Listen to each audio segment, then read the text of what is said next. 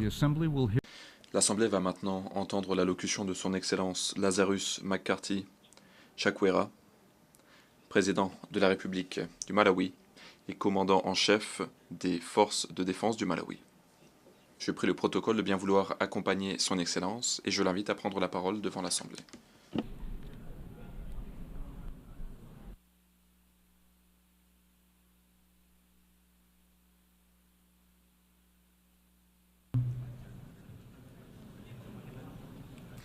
Your Excellency, Excellence, Monsieur Philemon Young, président de la 79e session de l'Assemblée générale des Nations unies.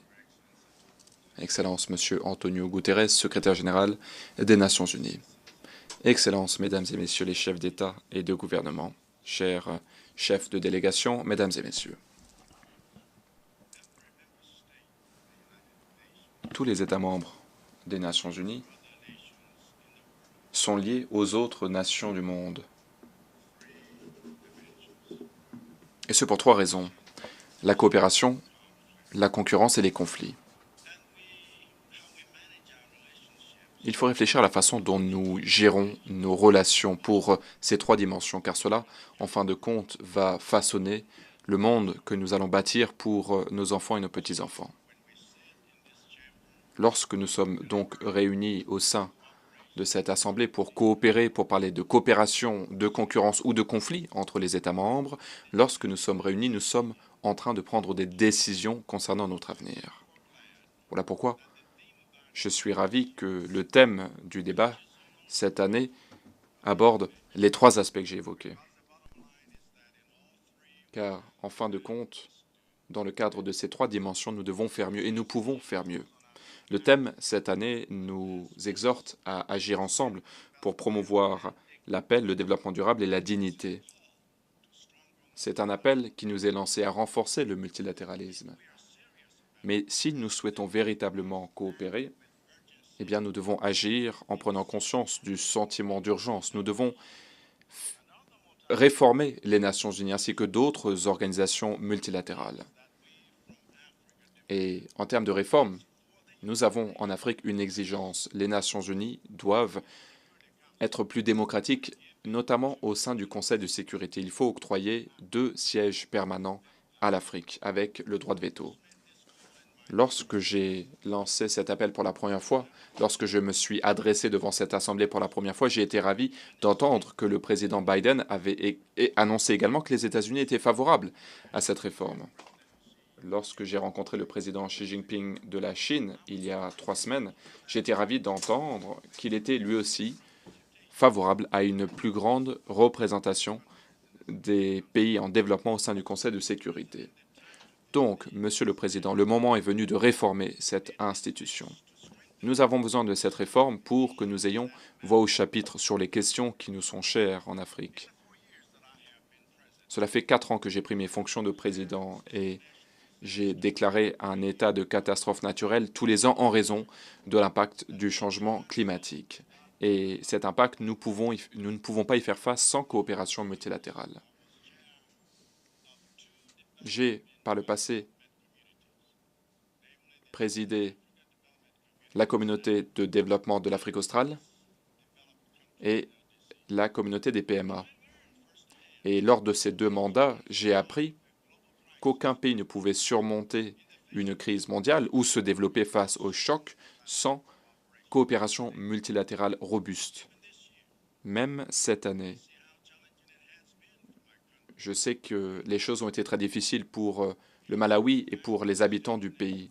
À la suite de l'état d'urgence que j'ai déclaré l'année dernière pour obtenir plus de coopération internationale, à la suite de la dévastation provoquée par le cyclone Freddy, j'ai dû déclarer de nouveau l'état de catastrophe naturelle cette année pour bénéficier d'une coopération internationale à la suite du phénomène El Niño qui a détruit des cultures dans les 3/4 de notre pays.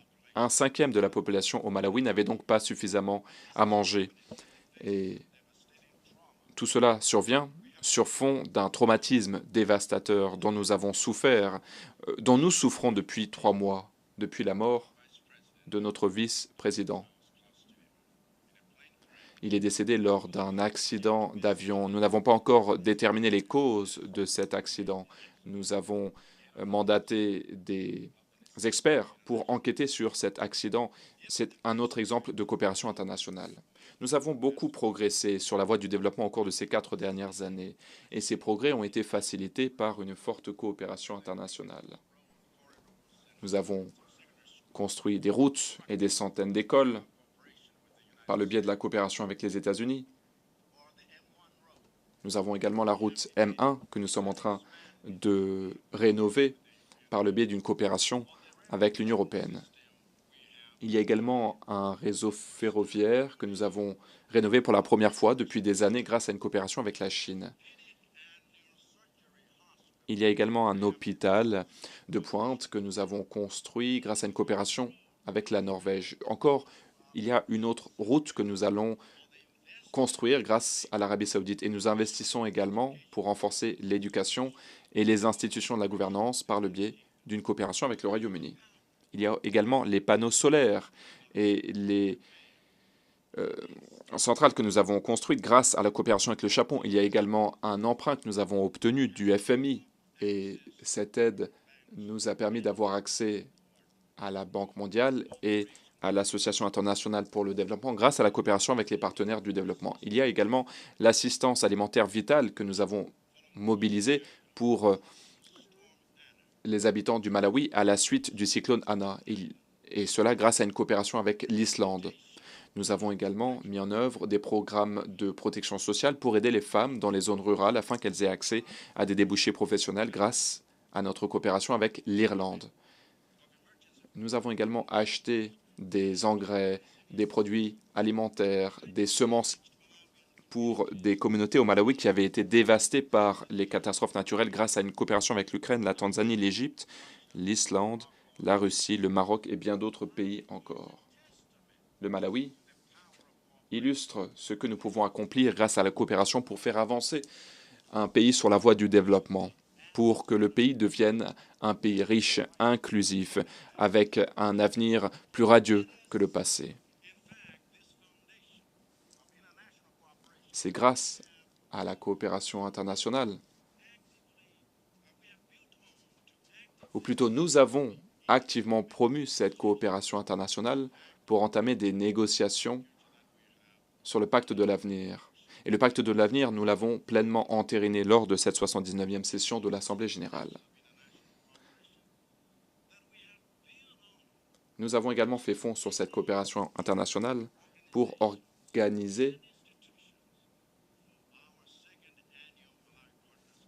une conférence ici à New York, réunissant plus de 80 partenaires pour encourager les partenaires à investir dans notre pays, pour renforcer la productivité dans le secteur de l'agriculture, du tourisme et dans l'industrie minière, car ce sont des secteurs qui ont un fort potentiel pour transformer le Malawi.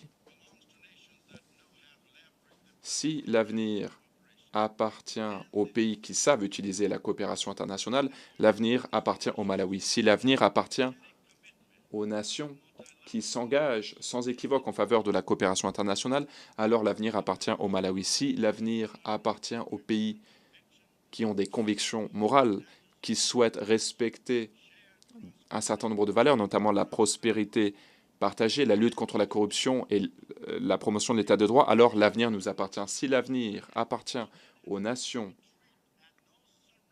qui ont adopté une posture vis-à-vis des ODD qui visent à les atteindre à l'horizon 2030, alors l'avenir appartient au Malawi. Si l'avenir appartient aux pays qui donnent la priorité à leurs enfants, eh bien sachez que le Malawi s'est déterminé à mettre un terme au mariage des enfants et à l'empoisonnement des enfants par le plomb à l'horizon 2030. Et donc, l'avenir appartient au Malawi. Monsieur le Président,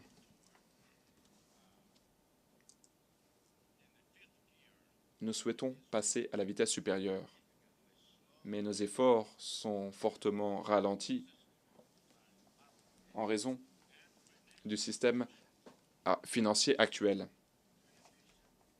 Un système trop lent, trop peu démocratique car nous avons besoin d'interventions plus rapides, plus adaptées à nos besoins. Nous avons refusé de pratiquer la démocratie de représentation équitable ici aux Nations Unies. Nous demandons aux États membres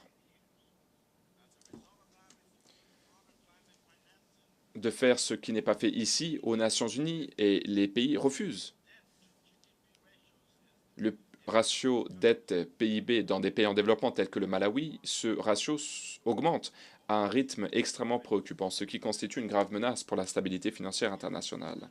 Si ce problème n'est pas résolu, eh bien ceux qui nous maintiennent dans un état de dette perpétuelle, alors même que ces acteurs ont les ressources pour annuler ces dettes, ne doivent pas se fourvoyer. La propagation de la crise de la dette dans le monde en développement constitue un véritable cancer qui portera préjudice à vos propres économies. Donc le moment est venu de résoudre ce problème. Monsieur le Président, la deuxième dimension de la coopération ou des relations internationales, c'est la concurrence, comme je l'ai dit. Et dans ce domaine, je pense que nous pouvons et nous devons faire mieux. Nous n'avons rien, bien entendu, contre une concurrence saine entre les nations, car la concurrence alimente l'innovation, améliore la qualité et permet aux citoyens d'avoir accès à plus de possibilités, ce qui est au cœur de la liberté. Mais comme nous l'avons fait dans le domaine du sport international, il faut réguler, réglementer la concurrence entre les nations. Il faut pour cela modifier les règles sur lesquelles repose le système international, afin de veiller à ce que les nations puissent en effet se livrer à une concurrence saine, une concurrence qui ne doit pas porter préjudice à certains pays, des pays qui souhaitent avoir accès aux marchés internationaux, qui souhaitent obtenir un soutien financier, qui souhaitent également avoir accès aux nouvelles technologies qui, à l'heure actuelle, ont un parti pris contre les pays du Sud global.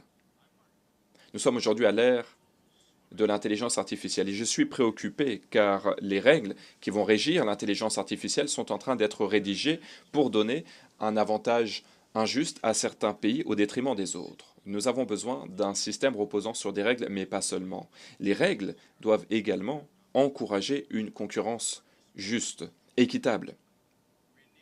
Ce que cela signifie, c'est que nous avons besoin d'institutions de gouvernance plus robustes, des institutions à même de faire respecter des règles justes et équitables pour ce qui est de l'accès à l'éducation, au marché, à la technologie, au financement et aux ressources naturelles.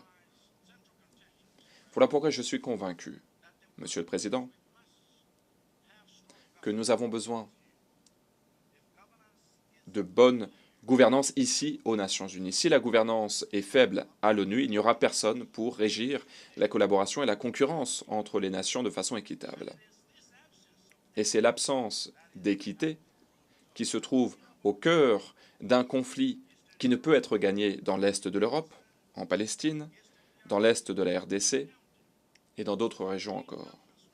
Nous avons besoin de réformer la gouvernance pour que les Nations Unies soient plus robustes, car le monde a besoin de Nations Unies fortes. Nous avons besoin d'une organisation des Nations Unies robuste et non pas faible. Sinon, elle ne pourra rien faire. Et nous avons besoin de cette organisation des Nations Unies robuste aujourd'hui. Je vous remercie de votre attention.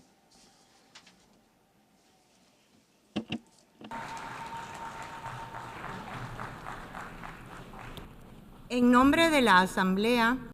de l'Assemblée générale, je souhaiterais remercier le président de la République du Malawi, commandant en chef des forces de défense du Malawi.